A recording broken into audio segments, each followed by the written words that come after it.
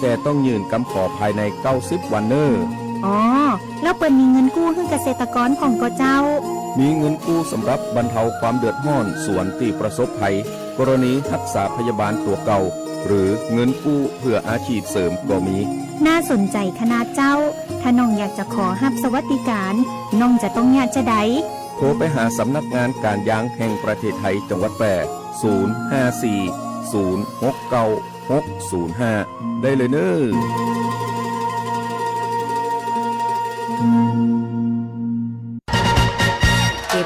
ธนาคารอาคารสงเคราะห์มีโครงการสินเชื่อ Happy Home อัตราดอกเบี้ย5 ปีแรก 3% ต่อปีระยะผ่อนชำระสูงสุดนาน40 ปีสำหรับคนที่จะซื้อบ้านห้องชุดคอนโดมิเนียมปลูกสร้างและซื้ออุปกรณ์หรือสิ่งอำนวยความสะดวกที่เกี่ยวกับบ้านที่อยู่อาศัยไม่เกิน3 ล้านบาทสนใจรับรหัสเข้าร่วมโครงการตั้งแต่วันนี้แบบง่ายๆเข้าไปที่แอปพลิเคชัน GSB Origin พร้อมสมัครล่า GSB บัตรดีแล้วคลิกที่เมนูบริการพิเศษรับรหัสพวกเรานำไปประกอบการยื่นขอสินเชื่อได้ทันทีและทำนิติกรรมภายใน30 ธันวาคม 2567 หรือโทรสอบถาม 054-621-490-5 ธนาคารอาคารสงเคราะห์ทำให้คนไทยมีบ้านสักบ้านคอยเราให้เข้าไปอยู่ดูแลผู้เนื่องในสุภวาระดีถีขึ้นปีใหม่พุทธศักราช 2569 กระผมนายสมชัยเลิศประสิทธิพันธ์ผู้ว่าราชการจังหวัดแพร่พร้อมด้วยข้าราชการพนักงานลูกจ้างในหน่วยงานของรัฐที่อยู่ในจังหวัดแพร่ขอส่งความรักความปรารถนาดีมายังพี่น้องประชาชนชาวจังหวัดแพร่และชาวไทยทุกคนและขอถือโอกาสอันเป็นมงคลนี้กราบอาราธนาคุณพระศรีรัตนตรัยและสิ่งศักดิ์สิทธิ์ที่ทุกท่านเคารพนับถือตลอดจนพระบารมีแห่งองค์พระบาทสมเด็จพระเจ้าอยู่หัวและสมเด็จพระบรมราชินีได้โปรดดลบันดาลประทานพรให้พี่น้องประชาชนชาวจังหวัดแพร่และชาวไทยทุกคนจงประสบแต่ความสุขความเจริญมีสุขภาพร่างกายที่สมบูรณ์แข็งแรงมีจิตใจที่สดชื่นแจ่มใสคิดหวังสิ่งใดขอให้สมความมุ่งมา่ปรารถนาและดำเนินชีวิตตามรอยเบื้องพระยุคลบาทโดยการน้อมนำแนวทางตามพระราชดำรัสและพระราชดำริของพระบาทสมเด็จพระบรมชนกาธิเบศรมหาภูมิพลอดุลยเดชมหาราชบรมนาถบพิตรรัชกาลที่ 9และพระบาทสมเด็จพระปรเมนทรรามาธิบดีศรีสินมหาวชิราลงกรณ์พระวชิรเกล้าเจ้าอยู่หัวรัชกาลที่ 10มาเป็นแนวทางในการดำเนินชีวิตและขอให้การปฏิบัติหน้าที่การงานตั้งมั่นอยู่ในความดีมีความซื่อสัตย์สุจริตมีจิตอาสาคิดหวังสิ่งใดขอให้จงสำลิดผลดังใจปรารถนาทุกประการสวัสดีครับวิทยุแห่งประเทศไทยจังหวัดแพร่ 91 เมกะเฮิรตซ์ให้ความรู้คู่ความสุขที่นี่สถานีวิทยุกระจายเสียงแห่งประเทศไทยจังหวัดแพร่ส่งกระจายเสียงด้วยระบบ FM สเตอริโอมัลติเพล็กซ์ความถี่ 91 เมกะเฮิรตซ์จากนี้ไปติดตามรับฟังรายการบ่ายนี้ที่ 91 ทุกวันจันทร์ถึงวันศุกร์เวลา 13 นาฬิกาถึง 14 นาฬิกาช่วงเกาะติดเลือกตั้งไปกับกกต.แพร่โดยสำนักงานคณะกรรมการการเลือกตั้งประจำจังหวัดแพร่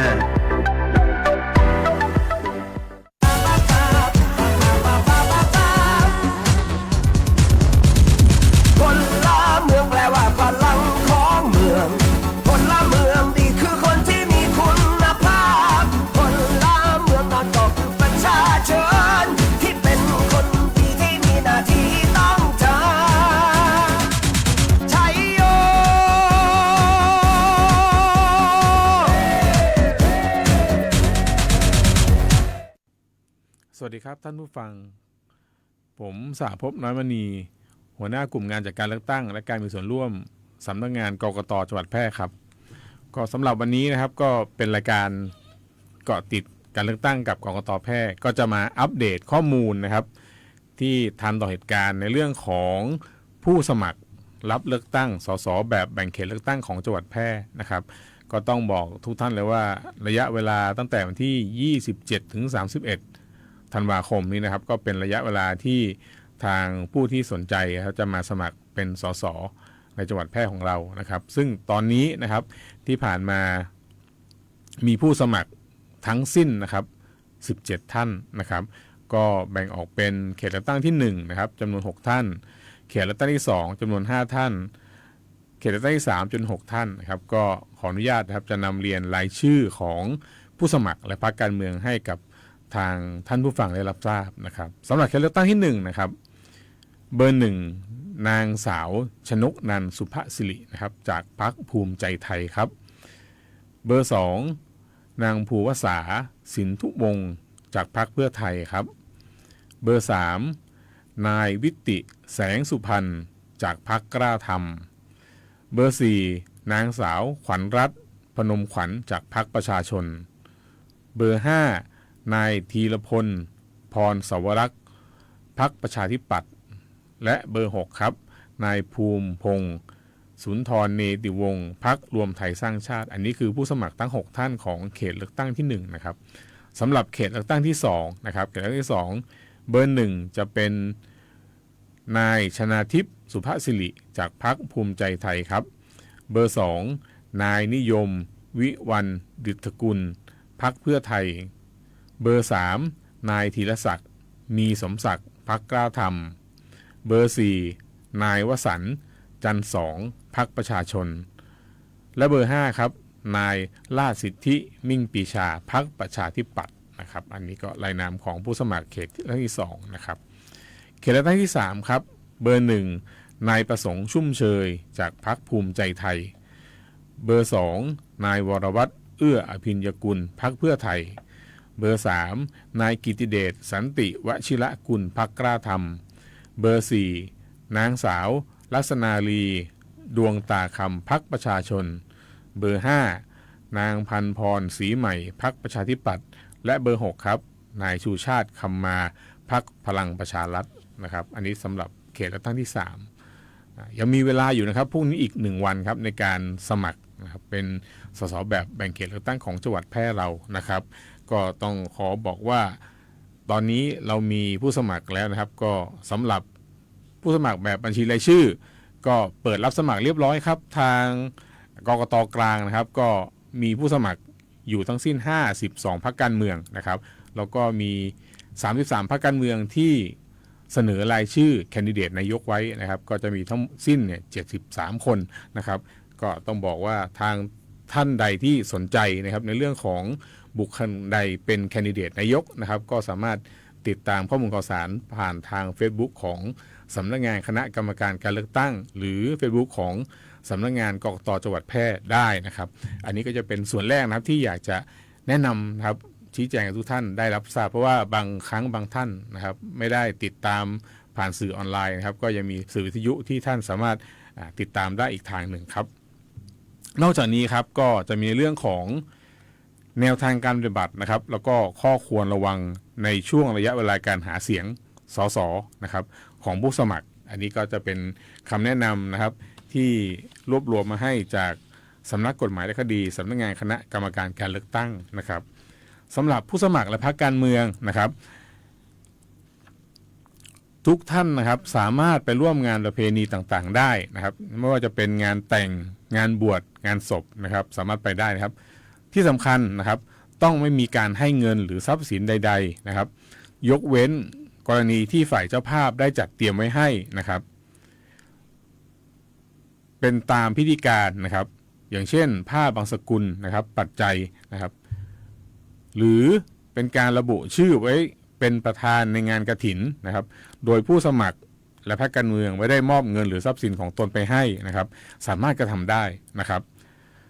แต่ทั้งนี้ที่สำคัญนะครับเจ้าภาพงานจะประกาศชื่อหมายเลขผู้สมัครนะครับหรือพรรคการเมืองในลักษณะ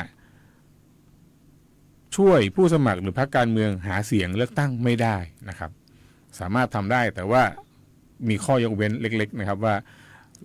เราไม่ได้จ่ายเงินนะครับเราก็ไม่ผิดแต่ถ้ามีเจ้าภาพนะครับไปช่วยหาเสียงท่านนะครับอันนั้นไม่ได้นะครับนอกจากนี้นะครับผู้สมัครรับเลือกตั้งนะครับที่มีความจำเป็นต้องจัดงานพิธีในช่วงที่มีการเลือกตั้งนะครับสามารถจัดทำได้เท่าที่จำเป็นนะครับเช่นจัดงานศพงานบวชงานแต่งในช่วงที่หาเสียงนะครับแต่ให้ระวังนะครับหลีกเลี่ยงการจัดงานในลักษณะ ที่เป็นงานขนาดใหญ่มีผู้เข้าร่วมงานเป็นจำนวนมากนะครับเพราะอาจเป็นเหตุให้เกิดการร้องคัดค้านว่าเป็นการจัดเลี้ยงหรือจัดมหรสพได้นะครับอันนี้ก็ต้องระวังนิดนึงครับนอกจากนี้นะครับในส่วนของหัวหน้าพรรคการเมืองผู้บริหารพรรคการเมือง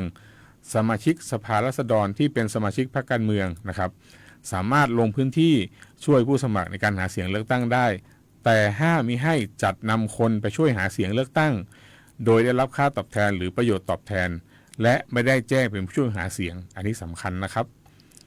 นอกจากนี้นะครับผู้สมัครรับเลือกตั้งและพรรคการเมืองสามารถเข้าไปหาเสียงในที่ต่างๆได้นะครับไม่ว่าจะเป็นโรงเรียนนะครับสถานราชการโดยต้องขออนุญาตจากเจ้าของพื้นที่ก่อนเข้าไปหาเสียงนะครับอีกหนึ่งข้อนะครับก็เรื่องของการหาเสียงของผู้สมัครพรรคการเมืองนะครับต้องปฏิบัติตามพระราชบัญญัติประกอบรัฐธรรมนูญว่าด้วยการเลือกตั้งสสนะครับและระเบียบคณะกรรมการการเลือกตั้งว่าด้วยการหาเสียงและระดับต้องห้ามในการหาเสียงเลือกตั้งสสนะครับอย่างเคร่งครัดอันนี้เน้นย้ำนะครับว่าทุกท่านเนี่ยเป็นผู้สมัครแล้วก็ต้องเข้าใจในเรื่องของระเบียบกฎหมายที่เกิดขึ้นด้วยนะครับอีกเรื่องนึงครับในเรื่องของการปิดประกาศนะครับและแผ่นป้ายเกี่ยวกับการหาเสียงเลือกตั้งสสนะครับการปิดประกาศนะครับหรือปิดแผ่นป้ายสามารถดำเนินการได้ใน2ลักษณะนะครับก็คือประกาศขนาด A3 หรือเรียกง่ายว่าเป็นโปสเตอร์นะครับอันนี้ท่านก็สามารถจะทำได้นะครับหรือทำแผ่นป้ายนะครับขนาด130 คูณ 245ก็กระดาษไม้อัดนะครับกระดานไม้อัดอันนี้ท่านก็สามารถกระทำได้นะครับสิ่งสำคัญนะครับคือท่านต้องจัดทำประกาศและแผ่นป้ายที่ระบุตัวชื่อตัวนะครับชื่อสกุลที่อยู่ของผู้ว่าจ้างผู้ผลิตจำนวนและวันเดือนปีที่ผลิตไว้บริเวณที่ชัดเจนของประกาศหรือแผ่นป้ายเกี่ยวกับการเลือกตั้งเหล่านั้นด้วยนะครับจำนวนและสถานที่ในการปิดประกาศหรือติดแผ่นป้ายนะครับต้องเป็นไปตามที่กกต.กำหนดซึ่งผู้สมัครทุกท่านก็จะได้รับนะครับประกาศในการติดตั้งไปแล้วเรียบร้อยนะครับนอกจากนี้อย่างนี้ครับจะมีอีกส่วนหนึ่งในเรื่องของการติดแผ่นป้ายคัทเอาท์นะครับหน้าที่ทำการพรรคหรือสาขาพรรคการเมืองหรือที่ตัวแทนพรรคการเมืองประจำจังหวัดนะครับหรือศูนย์การเลือกตั้งสามารถติดได้เขตละ1ป้ายขนาดไม่เกิน400เซนติเมตรคูณ750เซนติเมตรนะครับอันนี้ก็เป็นป้ายคัทเอาท์ขนาดใหญ่ที่สามารถติดตั้งได้นะครับก็จะให้แค่เขตละ1ป้ายเท่านั้นป้ายใหญ่นะครับนอกจากนี้นะครับการดำเนินการเกี่ยวกับกระดาษประกาศโปสเตอร์นะครับหรือแผ่นป้ายผู้สมัครและพรรคการเมืองต้องเก็บรักษาเอกสารหลักฐานที่เกี่ยวข้องไว้ประกอบการยื่นบัญชีรายรับและรายจ่ายในการเลือกตั้งทุกรายการด้วยนะครับอันนี้ก็เป็นสิ่งที่อยากจะฝากบอกทุกท่านนะครับที่ลงสมัครแล้วก็ต้องศึกษานะครับเกี่ยวกับกฎหมายเหล่านี้ด้วยนะครับอันนี้ก็จะเป็นในส่วนแรกนะครับที่เกี่ยวกับสสนะครับโดยเฉพาะเดี๋ยวขอพักสักครู่นะครับแล้วเราจะมาพบกันในส่วนที่พูดถึงการดำเนินการในการเลือกตั้งสสและออกเสียงประชามติพร้อมกันในวันที่8กุมภาพันธ์นะครับสักครู่ครับเดี๋ยวเรากลับมาพบกันอีกครั้งครับผม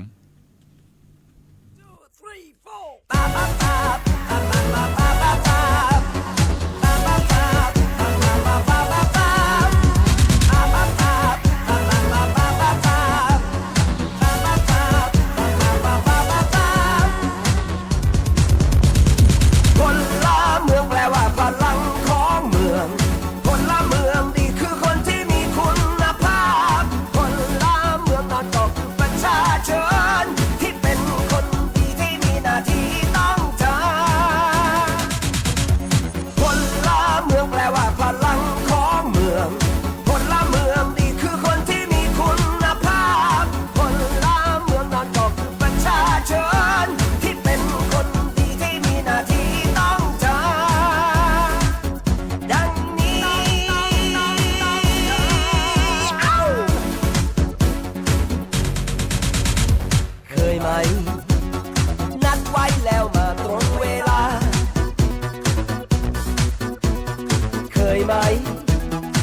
จะซื้อจะหาต้องต่อแถว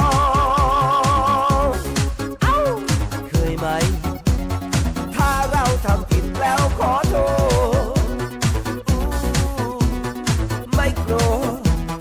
ถ้าใครทำดีต้องขอบคุณเคยไหมร่วมแก้ปัญหาของชุมชนอดทนฟังความคิดเห็นตอนเขาพูดเคยไหมไม่เคยแอบเสียงเรียกภาษีคนดีถ้าเขาดีกว่าเราต้องยอมรับได้พลเมืองที่ดีเคารพสิทธิผู้อื่นพลเมืองที่ดีรับผิดชอบมีวินัยพลเมืองที่ดีเคารพกฎหมายพลเมืองที่ดีมีจิตใจสาธารณะพลเมืองที่ดีเคารพในความแตกต่างพลเมืองที่ดีมีส่วนร่วมทางการเมืองพลเมืองที่ดีต้องตรวจสอบอำนาจรัฐ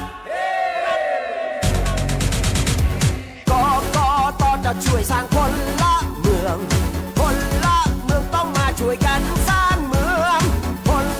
เมืองจะสร้างให้ชาติรุ่งเรืองเลือกตั้งคุณภาพโดยพลเมืองคุณภาพชัยโย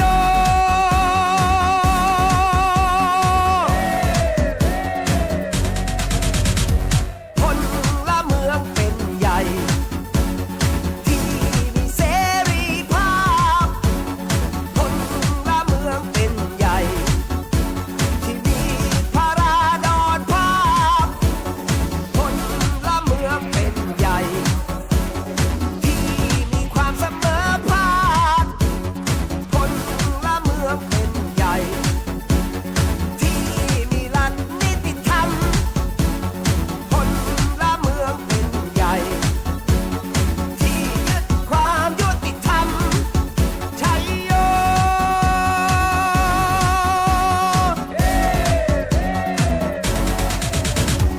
พลเมืองแปลว่าพลังของเมืองพลเมืองดีคือคนที่มีคุณภาพพลเมืองนั้นก็คือประชาชนที่เป็นคนดีที่มีหน้าที่ต้องทำพลเมืองแปลว่าพลังของเมืองพลเมืองดีคือคนที่มีคุณภาพพลเมืองนั้นก็คือประชาชนที่เป็นคนดีที่มีหน้าที่ต้องทำ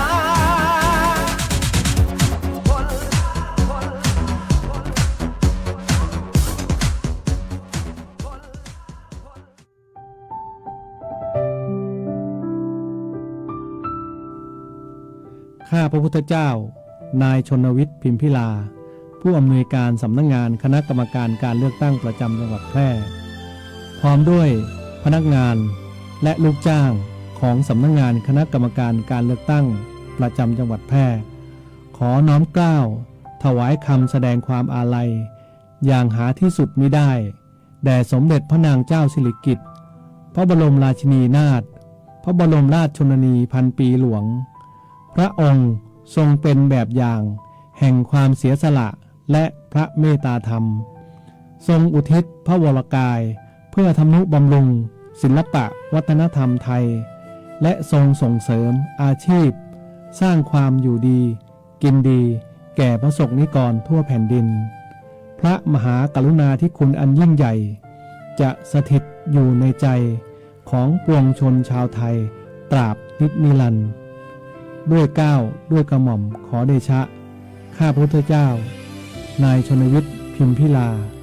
ผู้อำนวยการสำนักงานคณะกรรมการการเลือกตั้งประจำจังหวัดแพร่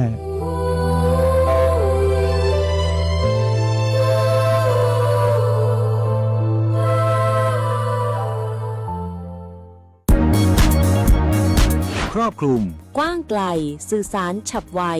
ฟังสวทแพร่ FM 91 เมกะเฮิรตซ์ กรมประชาสัมพันธ์ สื่อรัฐพัฒนาคุณภาพชีวิตคนจังหวัดแพร่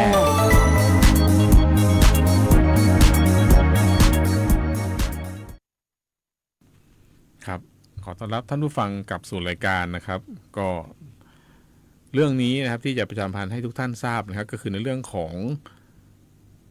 กกต.นะครับได้เห็นชอบแผนการจัดการออกเสียงประชามติ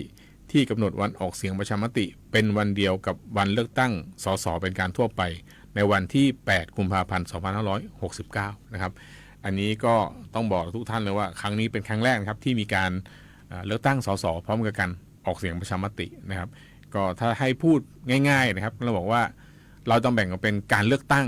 สสก็คือการเลือกตั้งนะครับการออกเสียงประชามติเราใช้คำสั้นๆว่าการออกเสียงนะครับสำหรับความเหมือนหรือความแตกต่างนะครับของการเลือกตั้งและการออกเสียงนะครับก็ต้องบอกทุกท่านเลยถ้าทุกท่านเคยผ่านในเรื่องของการใช้สิทธิ์เลือกตั้งนะครับสสมาแล้วนะครับคุณสมบัตินะครับผู้มีสิทธิ์เลือกตั้งและคุณสมบัติของผู้มีสิทธิ์ออกเสียงนะครับก็จะเหมือนกันครับอันดับแรกเลยคือต้องเป็นผู้ที่มีสัญชาติไทยนะครับหรือถ้าเป็นผู้ที่มีสัญชาติไทยโดยการแปลงสัญชาตินะครับต้องแปลงสัญชาติมาแล้วไม่น้อยกว่า5ปีนะครับแล้วก็มีอายุไม่ต่ำกว่า18ปีในวันเลือกตั้งหรือวันออกเสียงนะครับมีชื่อในทะเบียนบ้านในเขตเลือกตั้งมาแล้วเป็นเวลาไม่น้อยกว่า90วันนับถึงวันเลือกตั้งส่วนสำหรับการออกเสียงก็ต้องมีชื่ออยู่ในทะเบียนบ้านในเขตออกเสียงมาแล้วเป็นเวลาไม่น้อยกว่า90วันนับถึงวันออกเสียงนะครับอันนี้คุณสมบัติก็จะเหมือนกันนะครับสำหรับบุคคลต้องห้ามไม่ให้ไปใช้สิทธิ์เลือกตั้งและบุคคลต้องห้ามไม่ให้ไปใช้สิทธิ์ออกเสียงประชามตินะครับก็อันดับแรกเลยครับคือบุคคลที่เป็นภิกษุสามเณรนักพจน์นักบวชนะครับอันดับ2ก็คือบุคคลที่อยู่ระหว่างถูกเพิกถอนสิทธิ์เลือกตั้งนะครับไม่ว่าคดีนั้นจะสิ้นสุดแล้วหรือไม่อันดับ3คือผู้ที่ถูกคุมขังโดยหมายของศาลนะครับหรือโดยคำสั่งที่ชอบด้วยกฎหมายสุดท้ายคือบุคคลที่เป็นผู้วิกลจริตจิตฟั่นเฟือนไม่สมประกอบอันนี้ก็เป็นบุคคลต้องห้ามนะครับที่ไปใช้สิทธิ์ไม่ได้นะครับทั้ง2อย่างเลยนะครับส่วนวันเลือกตั้งสสนะครับและวันออกเสียงประชามติกำหนดว่าวันที่8กุมภาพันธ์2569ระยะเวลาตั้งแต่เวลา 8 นาฬิกาถึง 17 นาฬิกานะครับอันนี้จะเหมือนกันเลยนะครับในวันเลือกตั้งนะครับส่วนที่จะแตกต่างกันอันดับแรกเลยครับเรื่องของวันลงคะแนนเลือกตั้งล่วงหน้าของสสนะครับจะมีการลงคะแนนนอกเขตเลือกตั้งแล้วก็ในเขตเลือกตั้งโดยที่ต้องลงทะเบียนระหว่างวันที่20ธันวาคม2568ถึงวันที่5มกราคม2569นะครับแล้วก็ไปลงคะแนนในวันอาทิตย์ที่1กุมภานะครับ2569ส่วนการออกเสียงประชามตินะครับออกเสียงประชามติไม่มีวันลงคะแนนออกเสียงล่วงหน้านะครับอันนี้แตกต่างกันชัดเจนนะครับแต่มีการออกเสียงนอกเขตเลือกตั้งและต้องลงทะเบียนภายในวันที่3-5 มกราคม2569นะครับและไปใช้สิทธิ์ในวันที่8กุมภาพันธ์2569นะครับอันนี้เป็นสิ่งแรกที่แตกต่างกันนะครับส่วนหน่วยเลือกตั้งสถานที่เลือกตั้งนะครับใช้สถานที่เดียวกันเลยนะครับทั้ง2อย่างทั้งการเลือกตั้งสสและการออกเสียงประชามติใช้สถานที่เดียวกันครับนอกจากนี้นะครับการแจ้งเหตุไม่ไปใช้สิทธิ์เลือกตั้งอันนี้เป็นสิ่งสำคัญครับมาทุกท่านทราบอยู่แล้วว่าไปใช้สิทธิ์เลือกตั้งไม่ได้นะครับถ้าเป็นสสนะครับท่านสามารถแจ้งเหตุไม่อาจไปใช้สิทธิ์เลือกตั้งนะครับก่อนวันเลือกตั้ง7วันตั้งแต่วันที่1ถึง7กุมภาพันธ์2569นะครับและหลังวันเลือกตั้ง7วันระหว่างวันที่9ถึง15กุมภาพันธ์2569อันนี้จะเป็นช่วงที่สามารถแจ้งเหตุที่ไม่ไปใช้สิทธิ์เลือกตั้งสสได้นะครับส่วนการแจ้งเหตุไม่อาจไปใช้สิทธิ์เลือกตั้งแจ้งเหตุไม่อาจไปใช้สิทธิ์ออกเสียงนะครับถ้าก่อนวันเลือกตั้งเนี่ยท่านสามารถแจ้งได้ตั้งแต่หลังวันประกาศรายชื่อผู้มีสิทธิ์ออกเสียงก็คือตั้งแต่วันที่14มกราถึงวันที่7กุมภานะครับอันนี้แตกต่างกันแล้วนะครับเป็นเรื่องแรกนะครับส่วนอีกอันหนึ่งก็คือเรื่องของหลังวันออกเสียงท่านก็สามารถแจ้งได้ในช่วงวันที่9ถึง15กุมภาพันธ์นะครับอันนี้ก็จะเป็นสิ่งที่แตกต่างกันเรื่องระยะเวลาในการแจ้งเหตุไม่ไปใช้สิทธิ์เลือกตั้งหรือไม่ไปใช้สิทธิ์ออกเสียงนะครับซึ่งท่านจะต้องแจ้งนะครับเพราะว่าถ้าท่านไม่แจ้งนะครับสิ่งที่ท่านจะถูกจำกัดนะครับ ซึ่งมีระยะเวลาครั้งละ2 ปีนะครับก็สมมุติว่าท่านไม่ไปเลือกตั้งสสนะครับท่านก็ถูกจำกัดสิทธิ์ไป2 ปีสิทธิ์ที่ถูกจำกัดนะครับก็มีอยู่ด้วยกัน5 ประการนะครับอันดับแรกเลยคือสมัครรับเลือกตั้งเป็นสสนะครับหรือเป็นสมาชิกท้องถิ่นผู้บริหารท้องถิ่นและลงเลือกเป็นสวไม่ได้นะครับสมัครเป็นกำนันผู้ใหญ่บ้านหรือผู้ช่วยผู้ใหญ่บ้านสารวัตรกำนันนะครับก็ไม่ได้ครับจะไปลงตำแหน่งข้าราชการการเมืองนะครับว่าด้วยข้าราชการการเมืองและข้าราชการรัฐสภาฝ่ายการเมืองก็ไม่ได้นะครับนอกจากนี้จะไปดำรงตำแหน่งรองผู้บริหารเลขานุการผู้บริหาร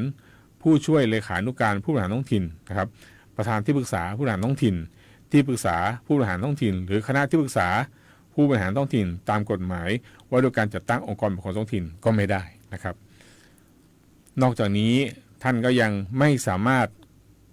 ยื่นคำร้องคัดค้านการเลือกตั้งสสได้นะครับและเข้าชื่อนะครับเสนอต่อคณะรัฐมนตรีขอความเห็นชอบในการออกเสียงอันนี้ก็ไม่ได้นะครับหากท่านไม่ไปหากท่านไม่แจ้งนะครับไม่แจ้งไม่ไปใช้สิทธิ์นะครับก็ต้องบอกแนะนำท่านว่าท่านนะครับทุกคนเนี่ยถ้ารู้แล้วว่าไปใช้สิทธิ์ไม่ได้นะครับติดขัดอะไรให้แจ้งนะครับแจ้งเหตุไม่ไปใช้สิทธิ์นะครับและต้องแจ้งทั้ง2แบบนะครับทั้งสสแล้วก็ออกเสียงแจ้งอย่างใดอย่างหนึ่งท่านก็จะถูกจำกัดสิทธิ์อีกอย่างหนึ่งนะครับถ้าท่านไม่ได้ไปทั้ง2 อย่างในวันนั้นนะครับนอกจากนี้นะครับก็อยากจะมาแนะนำทุกท่านครับว่าในการเลือกตั้งและออกเสียงพร้อมกันนี้นะครับสิ่งที่ท่านจะได้รับนะครับก็คือตัวบัตรนะครับในกรณีที่ท่านตั้งใจไปใช้สิทธิ์นะครับวันที่8เลยนะครับจะไปกาเลือกสสแบบแบ่งเขตแบบบัญชีรายชื่อพร้อมทั้งไป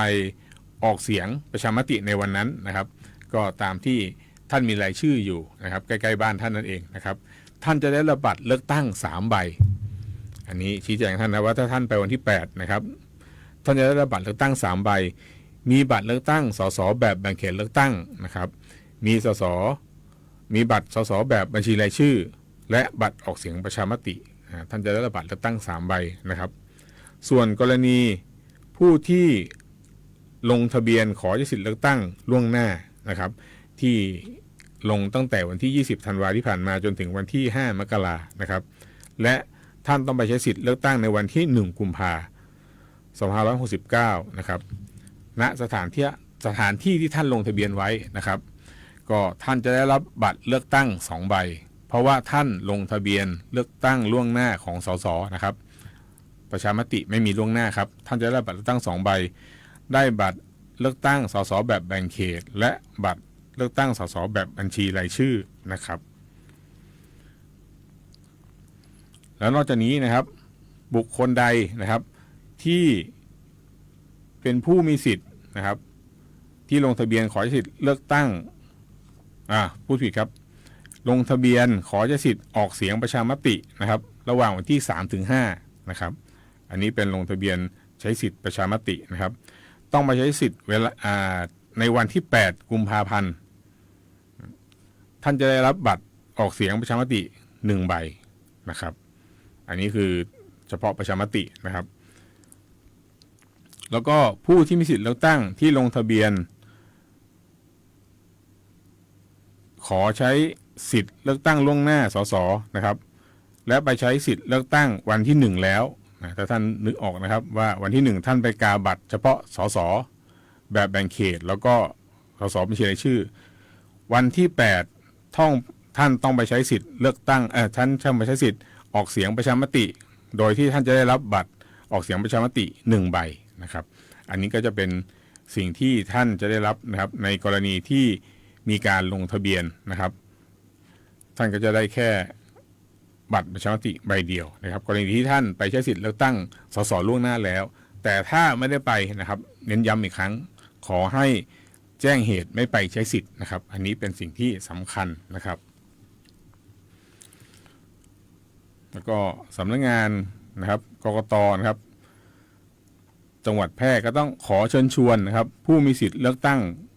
สมาชิกสภาผู้แทนราษฎรนะครับและผู้มีสิทธิ์ออกเสียงประชามตินะครับที่อยู่ในจังหวัดแพร่ทุกคนนะครับออกไปเลือกตั้งและออกเสียงประชามติในวันที่8กุมภาพันธ์นะครับโดยพร้อมเพรียงกันนะครับในการเลือกตั้งสสและการออกเสียงประชามติในครั้งนี้นะครับสำนักงานกกต.นะครับได้อำนวยความสะดวกให้ผู้มีสิทธิ์เลือกตั้งสสและผู้มีสิทธิ์ออกเสียงที่ไม่สามารถจะไปลงคะแนนเลือกตั้งหรือจะออกเสียงประชามติที่หน่วยเลือกตั้งหรือหน่วยออกเสียงในวันที่8กุมภาพันธ์ได้นะครับเราได้กำหนดนะครับมีการเลือกตั้งสสล่วงหน้านะครับและกำหนดให้ผู้ที่มีสิทธิ์ออกเสียงที่อยู่นอกพื้นที่ออกเสียงและมีชื่อในทะเบียนบ้านในเขตออกเสียงน้อยกว่า90วันด้วยการลงทะเบียนขอสิทธิ์เลือกตั้งล่วงหน้าและขอลงทะเบียนการออกเสียงนอกเขตนะครับอันนี้ก็เป็นการเน้นย้ำนะครับว่าระยะเวลาตอนนี้นะครับยังมีเวลาที่ท่านจะสามารถลงทะเบียนเลือกตั้งล่วงหน้านะครับในเขตหรือนอกเขตได้อันนี้บางคนยังไม่เข้าใจก็ขอมาชี้แจงตัวนี้ว่ากรณีเลือกตั้งล่วงหน้าในเขตนะครับจะเปิดให้ลงทะเบียนได้เพียงแค่2ช่องทางนะครับในเขตนะครับจะให้ท่านไปยื่นด้วยตนเองนะครับต่อนายทะเบียนอำเภอหรือนายทะเบียนท้องถิ่นหรือส่งไปทางไปรษณีย์ครับถึงนายทะเบียนอำเภอหรือนายทะเบียนท้องถิ่นนะครับไม่มีการลงทะเบียนทางอินเทอร์เน็ตอันนี้จะเป็นบุคคลที่ได้รับคำสั่งปฏิบัติหน้าที่นะครับในพื้นที่นอกพื้นที่ในวันที่มีการเลือกตั้งนะครับก็เรียกว่าการลงทะเบียนล่วงหน้าในเขตนะครับส่วนบุคคลทั่วไปนะครับที่จะดำเนินการเลือกตั้งขอลงทะเบียนเลือกตั้งล่วงหน้านอกเขตอันนี้สามารถลงทะเบียนได้ทั้ง3ช่องทางครับยื่นด้วยตนเองนะครับต่อนายทะเบียนอำเภอหรือนายทะเบียนท้องถิ่นนะครับส่งไปทางไปรษณีย์นะครับถึงนายทะเบียนอำเภอหรือนายทะเบียนท้องถิ่น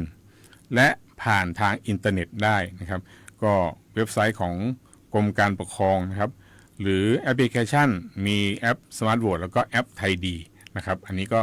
สามารถดำเนินการได้เพราะว่าช่วงนี้ก็มีคนลงทะเบียนล่าสุดก็น่าจะเกิน 300,000 คนแล้วนะครับในเรื่องของผู้ลงทะเบียนเลือกตั้งล่วงหน้านะครับ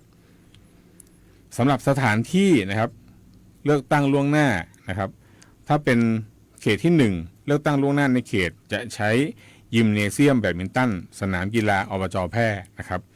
ส่วนการเลือกตั้งล่วงหน้านอกเขตใช้โดมสนามฟุตซอลนะครับและบาสเกตบอลข้างยิมเนเซียมแบดมินตันสนามกีฬาอบจ.แพร่นะครับส่วนเขตเลือกตั้งที่2นะครับการเลือกตั้งล่วงหน้าในเขตใช้หอประชุมเก่าโรงเรียนร้องกวางอนุสรณ์ครับส่วนสถานที่เลือกตั้งล่วงหน้านอกเขตใช้หอประชุมโรงเรียนร้องกวางอนุสรณ์นะครับเขตเลือกตั้งที่3สถานที่เลือกตั้งล่วงหน้าในเขตนะครับก็จะใช้หอประชุมโรงเรียนรองวิทยานะครับแต่ว่าถ้าเป็นผู้ที่ลงทะเบียนขอใช้สิทธิเลือกตั้งล่วงหน้านอกเขตใช้โดมอเนกประสงค์โรงเรียนรองวิทยานะครับแต่สำหรับการออกเสียงประชามตินะครับวันที่8กุมภานะครับจะไม่มีการให้ออกเสียงประชามติล่วงหน้านะครับแต่สำนักงานกกต.นะครับอำนวยความสะดวกให้ผู้มีสิทธิ์ออกเสียงที่อยู่นอกเขตจังหวัดที่ตนมีสิทธิ์ออกเสียงและผู้ที่มีชื่อในทะเบียนบ้านในเขตออกเสียงเป็นเวลาน้อยกว่า90วัน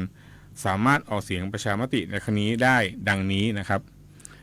กรณีที่ผู้มีสิทธิ์ออกเสียงอยู่นอกเขตจังหวัดที่ตนมีสิทธิ์ออกเสียงเช่นในวันที่8กุมภาจะไปธุระนะครับและได้พักอาศัยหรือไปทำงานที่จังหวัดอื่นประสงค์จะออกเสียงต้องขอลงทะเบียนใช้สิทธิ์ออกเสียงในจังหวัดที่ตนไปทำธุระหรือพักอาศัยหรือทำงานอยู่ในเขตออกเสียงที่สะดวกเท่านั้นนะครับกรณีไปทำธุระพักอาศัยหรืออยู่ทำงานนอกพื้นที่เขตออกเสียงในจังหวัดเดียวกันไม่สามารถขอใช้สิทธิ์เลือกตั้งนอกเขตได้ต้องไปออกเสียงในเขตออกเสียงที่ตนมีสิทธิ์เท่านั้นแต่กรณีผู้มีสิทธิ์ที่มีชื่อทะเบียนบ้านในเขตออกเสียงน้อยกว่า90วันนะครับอันนี้เราแยกเป็น2กรณีนะครับกรณีที่1นะครับการย้ายข้ามจังหวัดหากประสงค์จะขอใช้สิทธิ์เลือกตั้ง หากประสงค์จะขอใช้สิทธิ์ออกเสียงนะครับสามารถลงทะเบียนขอใช้สิทธิ์ออกเสียงที่จังหวัดในเขตออกเสียงที่ย้ายเข้าไปอยู่ได้นะครับกรณีที่2ย้ายข้ามเขตออกเสียงภายในจังหวัดเดียวกันหากประสงค์ขอใช้สิทธิ์ออกเสียงสามารถลงทะเบียนใช้สิทธิ์ออกเสียงได้ทั้งเขตออกเสียงล่าสุดก่อนที่ย้ายมาออกมาและเขตออกเสียงที่ย้ายเข้ามานะครับสำหรับการขอใช้สิทธิ์ออกเสียงประชามตินอกเขตออกเสียงนะครับระหว่างวันที่3ถึง5กุมภาพันธ์นะครับ3ถึง5มกราคมขออภัยครับจะยื่นได้2ช่องทางนะครับช่องทางแรกคือยื่นด้วยตนเองที่นายอำเภอนายทะเบียนอำเภอหรือนายทะเบียนท้องถิ่นนะครับแล้วก็อินเทอร์เน็ตนะครับผ่านเว็บไซต์ของกรมการปกครองแล้วก็แอปพลิเคชันสมาร์ทโหวตไทยดีนะครับสำหรับสถานที่กำหนดเป็นที่ออกเสียงประชามตินอกเขตของจังหวัดแพร่นะครับเขตที่1ก็ใช้โดมสนามฟุตซอลนะครับข้างยิมเนเซียมแบดมินตันนะครับเขต2ใช้หอประชุมร้องกวางอนุสรณ์นะครับเขตที่3ใช้โดมอเนกประสงค์โรงเรียนรองวิทยานะครับอันนี้ก็จะเป็นข้อมูลเบื้องต้นให้ทุกท่านได้รับทราบแล้วก็สามารถศึกษาข้อมูลเพิ่มเติมได้นะครับที่ Facebook ของสำนักงานคณะกรรมการการเลือกตั้งหรือ Facebook ของสำนักงานกกต.จังหวัดแพร่นะครับอันนี้ก็จะเป็นข่าวประชาสัมพันธ์นะครับสำหรับในช่วงนี้แล้วก็เมื่อมีการรับสมัครสสแบบแบ่งเขตเลือกตั้งครบถ้วนแล้วนะครับสิ้นสุดวันที่31แล้วเนี่ยทางสำนักงานกกต.จังหวัดแพร่ก็จะมารายงานนะครับข้อมูลล่าสุดอัปเดตให้ทุกท่านได้รับทราบกันนะครับว่ามีผู้สมัครเพิ่มเติมไหมแล้วก็มีสิ่งใดที่ท่านนะครับจะสามารถช่วยกันในเรื่องของการออกมาใช้สิทธิ์นะครับแล้วก็ทางกกต.พยายามอำนวยความสะดวกนะครับให้กับผู้มีสิทธิ์เลือกตั้งนะครับสสแล้วก็ผู้ที่มีสิทธิ์ออกเสียงประชามติให้มากที่สุดนะครับก็ถ้าติดขัดอะไรยังไงนะครับก็ต้องขออภัยไว้ที่นี้นะครับแล้วก็ทางกกต.เองก็คงมีการปรับปรุงนะครับเพราะว่านี้เป็นครั้งแรกจริงที่มีการเลือกตั้งพร้อมกับการออกเสียงนะครับซึ่งในเบื้องต้นหน่วยเลือกตั้งนะครับของจังหวัดแพร่เราเนี่ยน่าจะมีเพิ่มมากขึ้นนะครับเพราะว่ารองรับในเรื่องของการใช้สิทธิ์นะครับสสพร้อมออกเสียงนะครับ1คนได้บัตร3ใบถ้าเลือกพร้อมกันในวันที่8นะครับอันนี้ก็ท่านสามารถไปศึกษาข้อมูลเพิ่มเติมได้ตามช่องทางที่ผมบอกนะครับรวมทั้งเว็บไซต์ของสำนักงานกกต.เองด้วยนะครับสำหรับวันนี้นะครับก็ต้องขอบคุณนะครับผู้ฟังทุกท่านที่อยู่ร่วมรับฟังข้อมูลที่จากกกต.แพร่นำเสนอนะครับแล้วก็โอกาสหน้าครับเรามาพบกันใหม่สำหรับวันนี้ก็ต้องกล่าวคำว่าสวัสดีครับ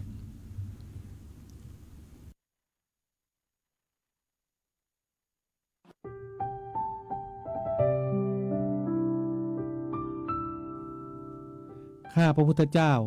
นายชนวิทย์พิมพิลาผู้อำนวยการสำนักงานคณะกรรมการการเลือกตั้งประจำจังหวัดแพร่พร้อมด้วยพนักงานและลูกจ้างของสำนักงานคณะกรรมการการเลือกตั้งประจำจังหวัดแพร่ขอน้อมเกล้าถวายคำแสดงความอาลัยอย่างหาที่สุดมิได้แด่สมเด็จพระนางเจ้าสิริกิติ์พระบรมราชินีนาถพระบรมราชชนนีพันปีหลวงพระองค์ทรงเป็นแบบอย่างแห่งความเสียสละและพระเมตตาธรรมทรงอุทิศพระวรกายเพื่อทำนุบำรุงศิลปะวัฒนธรรมไทยและทรงส่งเสริมอาชีพสร้างความอยู่ดีกินดีแก่พระสงฆ์นิกรทั่วแผ่นดินพระมหากรุณาธิคุณอันยิ่งใหญ่จะสถิตอยู่ในใจของปวงชนชาวไทยตราบนิรันดร์ด้วยเกล้าด้วยกระหม่อมขอเดชะข้าพระพุทธเจ้านายชนวิทย์พิมพิลาผู้อำนวยการสำนักงานคณะกรรมการการเลือกตั้งประจำจังหวัดแพร่